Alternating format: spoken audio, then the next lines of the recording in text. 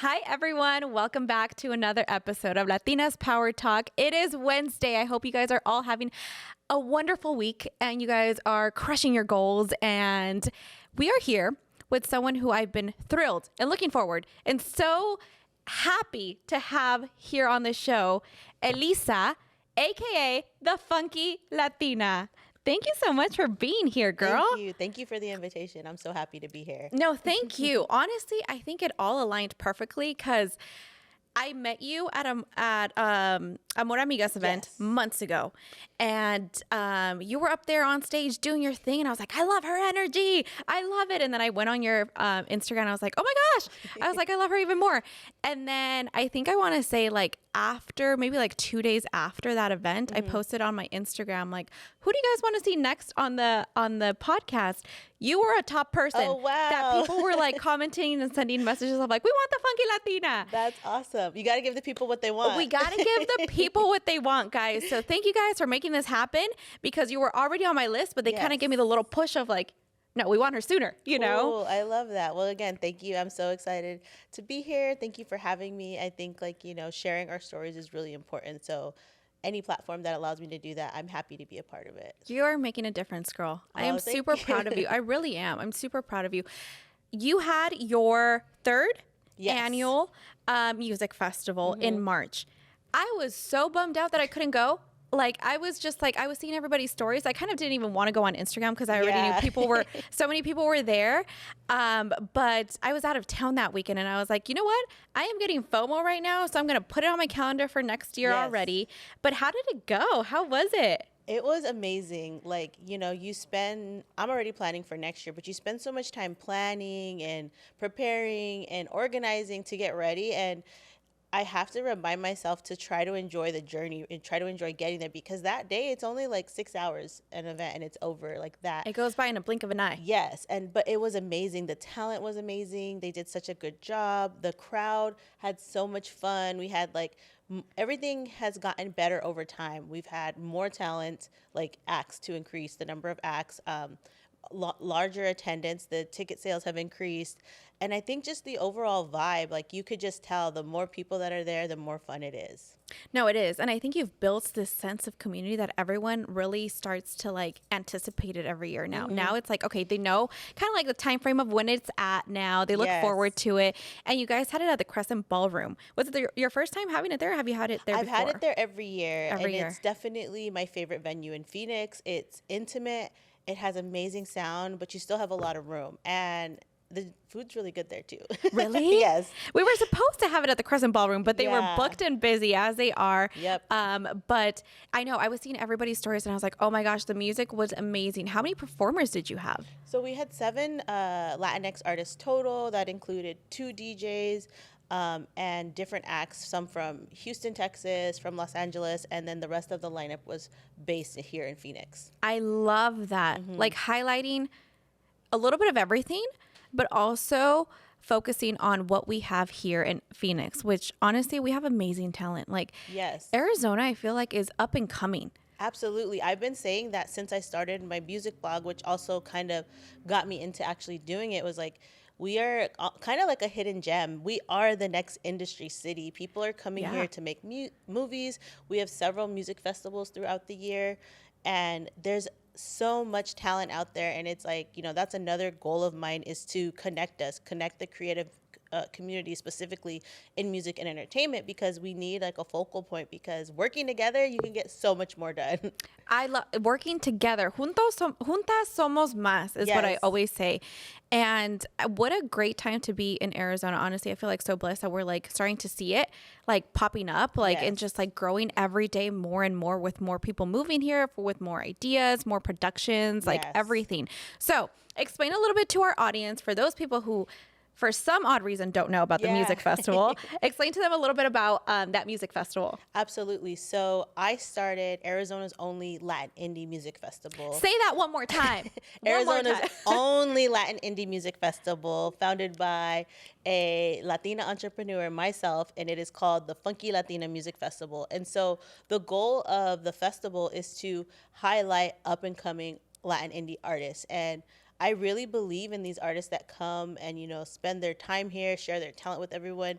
Like, these are the next entertainers of our industry. Like, this recently on the lineup, we had Vortex, who's from Houston, Texas. I've And heard of them. see, Yes. that's what I'm Yeah. talking about. I found them like over a year ago, and I was nervous even just to ask them, because when you ask talent to travel from out of state, it's a lot, it's expensive, it's a lot of work. You never know what they're gonna say. And Travel and yes, they everything. were Yeah. number one on my list, and I asked them, and it worked out. And I keep telling people, like, you need to come see them at my festival, because they will be playing Coachella next year. Like, these guys, like, their name is Vortex, and they are truly out of I this can world. see it. I can see it like on the lineup for Coachella, like their name there.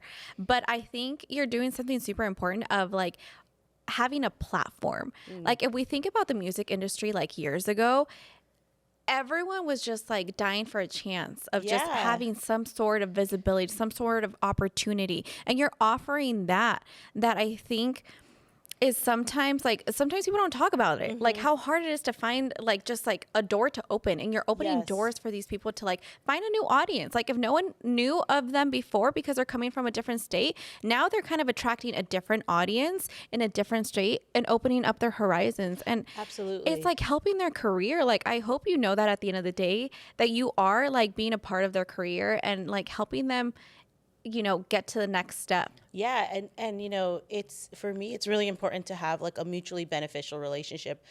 These talented artists who are local and independent, they come and, like, I can use my platform by literally giving them a stage to perform on. So that's really important. And like you said, you come to the music festival, it's all genres. So maybe you're coming to see Vortex, but then you fall in love with Introverted Funk, who's from Los Angeles, and then you leave a new fan of different music. And that's another really important part of my festival. Is the Funky Latina Music Festival is a music discovery festival. So we want you to come and be curious and leave falling in love with a new band. Just falling in love with music and being open to it. Yes. And just enjoying. I think the crowd that you really attract has that same mentality. We're there for a good time. Yes. Good vibes, Yeah, like, when you look at like the history of music festivals, whether it's like, Coachella or like Woodstock, like a lot of these events started, and the core is that of those festivals are to bring people together. Bring people together. That's what I want to do for my festival. Like, I want people to come to the Funky Latina Music Festival. I want you to wear whatever makes you feel good. I want you to have a good time, meet friends and fall in love with the music. And for one night out of the year, you get to be in a space where you feel safe, you feel seen, and you get to have fun.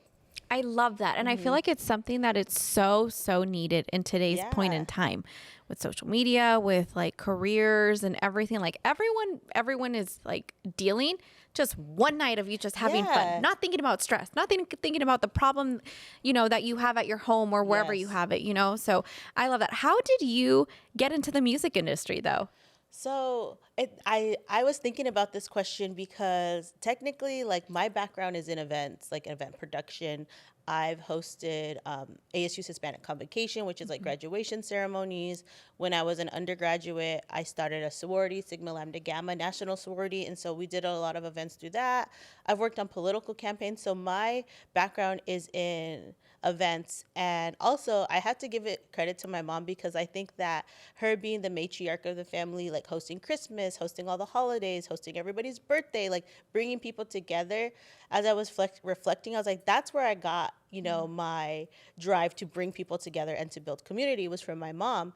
And I technically don't really have a ton of music industry background. I've always been just a fangirl and a music lover, and that's what pushed me to start my music blog. Your heart has just been in it. And I think it's just like, I don't know, correct me if you think differently, but do you think it's kind of like snowballed and you've been open to opportunity of continuous growth and continuous opportunities Absolutely. and welcoming them? Absolutely. When I started my music blog, I also started online Instagram live talk show called Let's Hear It. So every other week on Instagram, I would interview a different Latinx artist across all genres. And so we would talk about music, community, culture, and how all of that collides. And there was one interview in particular.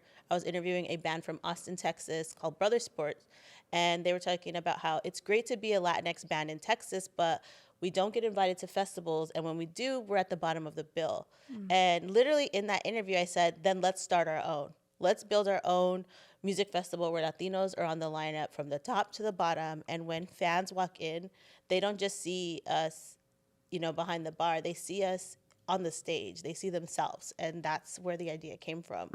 Representation is so important. Yes. I think there's power, and I say this over and over again, there's power in seeing people who look like you, who come from backgrounds like you. Absolutely. And I think one thing that has always stuck in my mind is this was before COVID, so I don't know what the situation is like before. But I remember I was invited to this middle school. Yeah, it was a middle school in 2019 for their career day. And they're like, we're going to do mock job interviews. So act like you're, interviewing them to get a job. And these are 8th graders. And the question was like, why should I hire you? And I would say like 85% of kids didn't know how to answer that question. And I'm like, if we're not encouraging our youth that they can do anything that they want, they're going to get kind of discouraged by the outside noise of everyone telling them they can't. Yeah, everyone's definitely. insecurities feeding into them. And there's like power in like you said, no, we're not going to be at the bottom of the lineup. We are going to be the entire lineup ourselves, okay? Yes. And we are going to continue doing this and promoting ourselves. And if we're not pushing for our own growth, no one else is going to push that for us. Yeah, and like we need to remember to value ourselves appropriately. Like Latinos, we are like the number one consumer of music and media. So we should be the number one profiter of those industries. And so that's another goal of mine, is to grow the music festival and provide more opportunities. Like I want my production to be Latino and, Latina, like female oriented. I think there's just so many avenues within the industry that anyone can do it. And, I don't know, maybe, the person I looked up to growing up was Selena, and I always thought... Same. Yes, right? Same, yes. If you couldn't tell. And I always thought like, oh, I have to be a singer to be a part of the music industry. I was in choir, but I sing in the shower. But, there's more opportunities. You can be a music festival producer. You can be on the sound team. And like even now with the taking over of social media, you can be somebody's social media manager. Like you can manage Beyonce's social media. So I think that's something I'm also working on, is like I want to create opportunities for more Latinos to be in the music industry, because we are such a big part of the culture. We are the culture. We are the culture. We are. I love that. And I look forward, like I said, I couldn't go to this year's, but next year it's noted on my calendar so that I don't miss out. So, but I want to know, who was a Funky Latina as a kid? Like, I see you so confident, just full of energy. Yeah. Was this always the case? Were you always like this type of person as a young girl? I think so. I was really fortunate to grow up in like a very rural town with both of my parents and 2 older brothers. I grew up in Mammoth, Arizona. And I think there's something about small town kids. No one tells you you can't do something. No one tells you no. And I don't think I'm that different from when I was younger. Like I was like, class president. I was playing sports. And I've always been into music as a fan. And like I played the clarinet and the violin. And it's always been a part of my life. Like at family events, there's always music. And I think it's really cool also to see like my niece and nephew, they're into music too. Like they have like their playlists on my Spotify.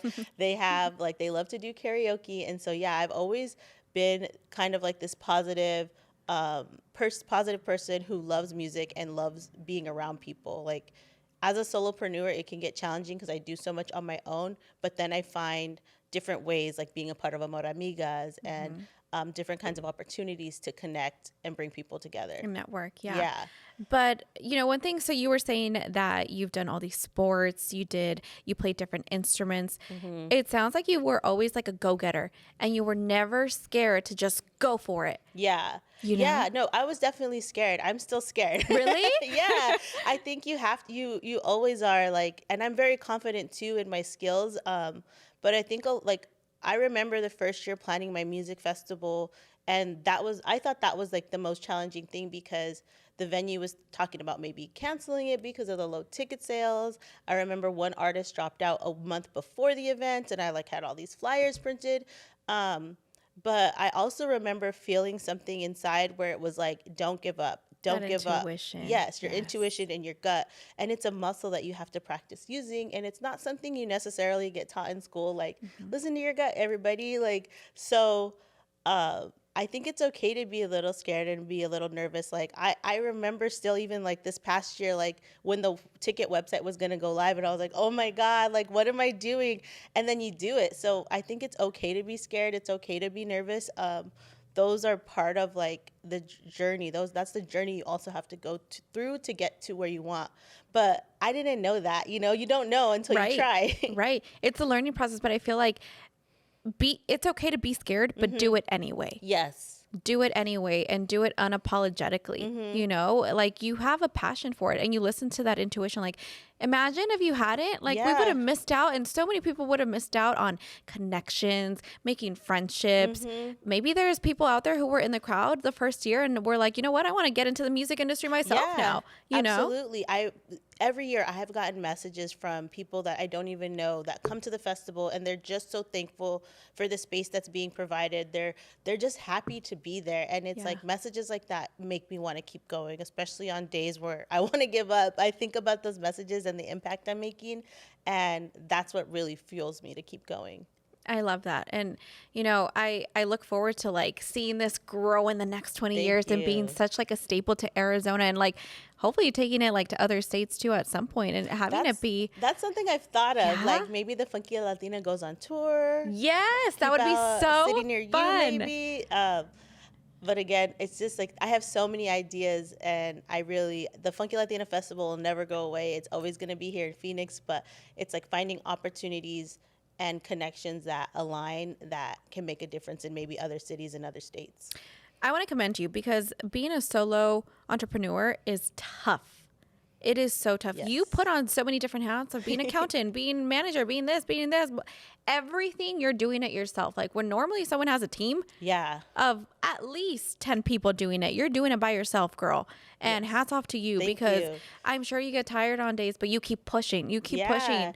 And our community appreciates that so much of everything that you're offering our state and Latinos here is amazing. So thank you for all the work that you're doing. Honestly, it's making a difference. Thank you. Yeah, I really appreciate you saying that because again, you post something on Instagram or you host an event and you're like, am I making a difference? But then when you get invited to a podcast and you get to share your Yeah. story, it's moments like this where you're like, okay, it is what I'm doing is working, it is making a difference, and it's a lot of fun.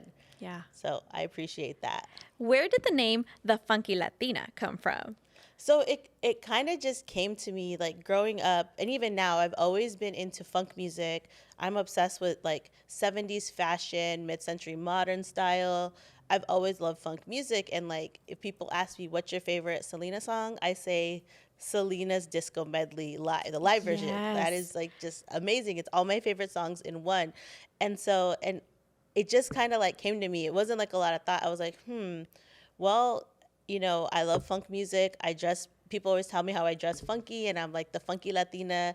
Oh, it's still available on Instagram. Let's make it happen. And I remember, getting the Twitter, getting all the usernames. And like, I didn't start right away. I think it took me like 6 months to actually post something because I was like still kind of figuring everything out. But I had this idea, and I was like, okay, the funky Latina. I don't know what this is going to look like, but I'm going to start it now before someone takes the name. I'm just going to do it. I'm going to jump on it. Yeah. Ahora o nunca, like my mom Yes. says. You know what I mean? My mom always says something, and it's like, I don't know why lately it's been so engraved in my head, like, sin miedo al éxito, Yes. you know? It's It's like, the way you have to live. That's the way you have to do it. it can be like your driving force sometimes, Yeah. you know? But, okay, so you started it, you opened up your social media accounts and everything. What has been a challenge that you faced earlier on, and how did you overcome it? That's a great question. I think one of the biggest challenges was the very first year starting my profession as a blog and an event production company, and specifically the festival was the most challenging because not only am I like coming up with this idea that is like my baby and I'm obsessed and in love with, but I'm trying to fundraise and get people to believe not just in me but in the mission. And I'm like, hey, I have this idea.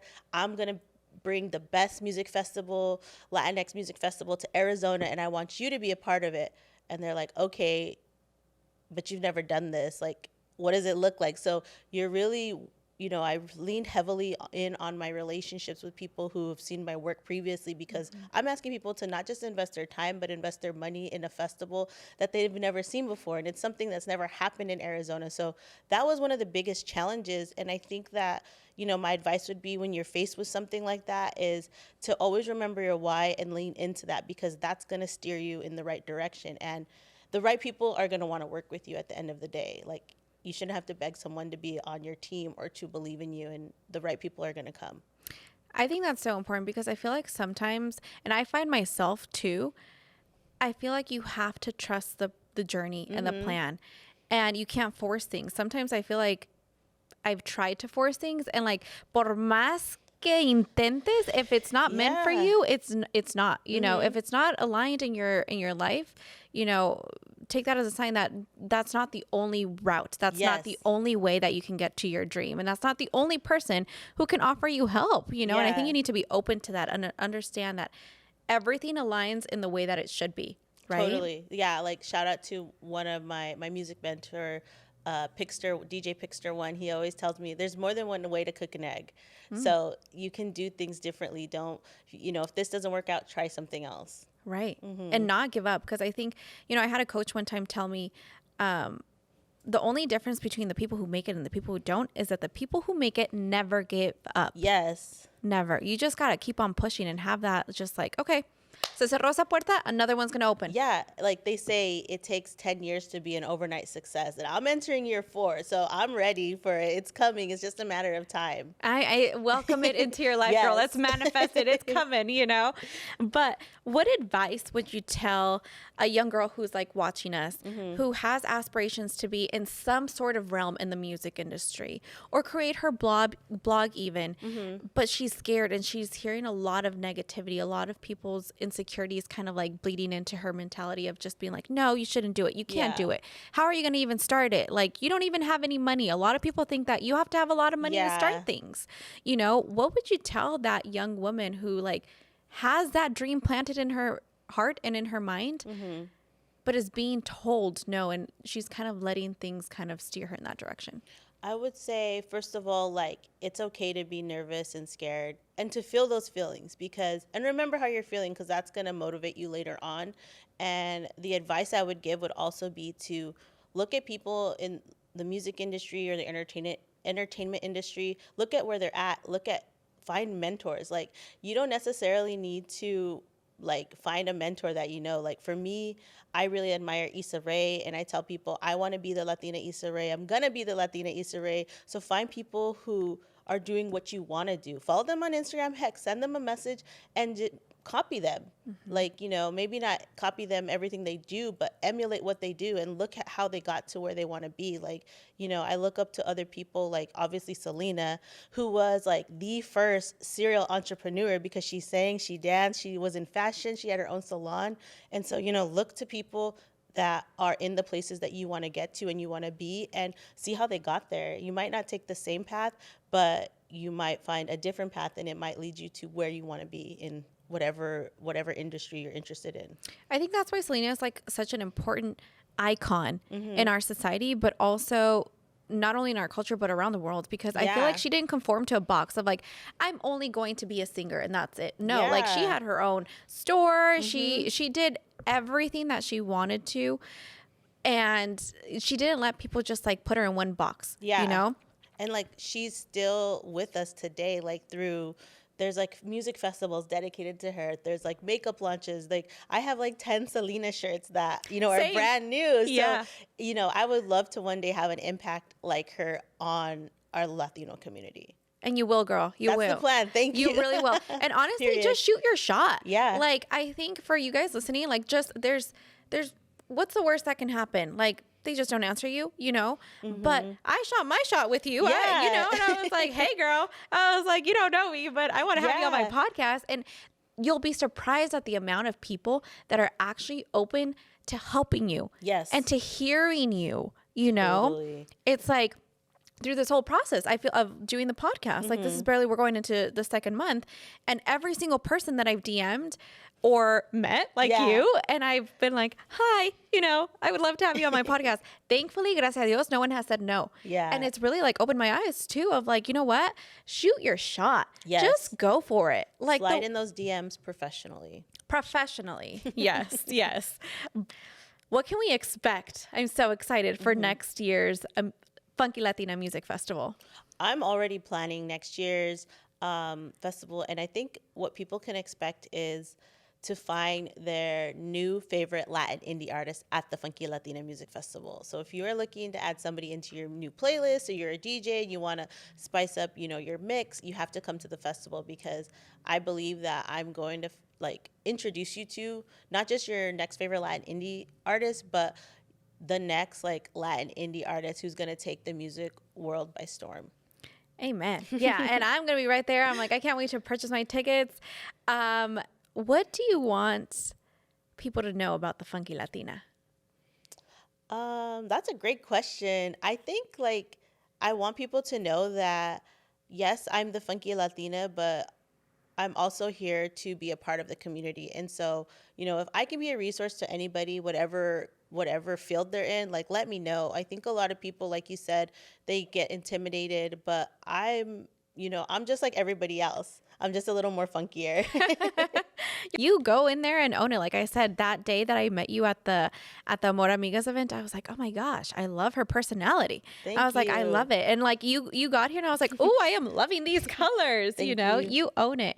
And I think that's something that our culture needs to see more of. Yeah. Honestly, owning who you are. Mm-hmm. That's the other thing too about whatever field you're in. If you're a creative, whatever, it doesn't matter. I think, we forget that being ourselves is, our superpower. Being Latino is our superpower. Being Latina is our superpower. Mm-hmm. And that's something nobody can take away from us. I mean, I think social media can make you think that you have to do X, Y, and Z or be a certain way. But for myself, the accounts I follow are the ones I relate to and are the ones that are the most real, that I have a connection with. So be yourself, because that's what people are going to connect to the most. Exactly. And if you're feeling discouraged of going into an industry and people saying, oh, it's oversaturated already. Mm-hmm. So many people do it. No, you're the only one who is you in this entire world. So you bring something different that nobody else is going to bring, regardless if you're in the same industry, regardless if you provide the same service. Mm-hmm. And it's own that shit.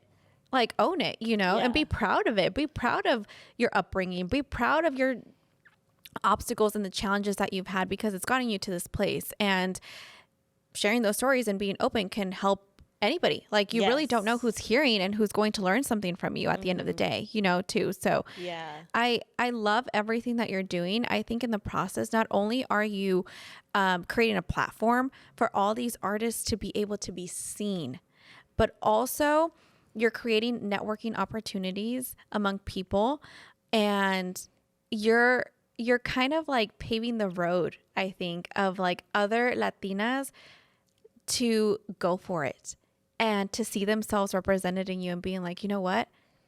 If she can do it, I can do it too. Yes. Oh my God. That made me a little bit emotional. Thank you for saying that. That's the plan.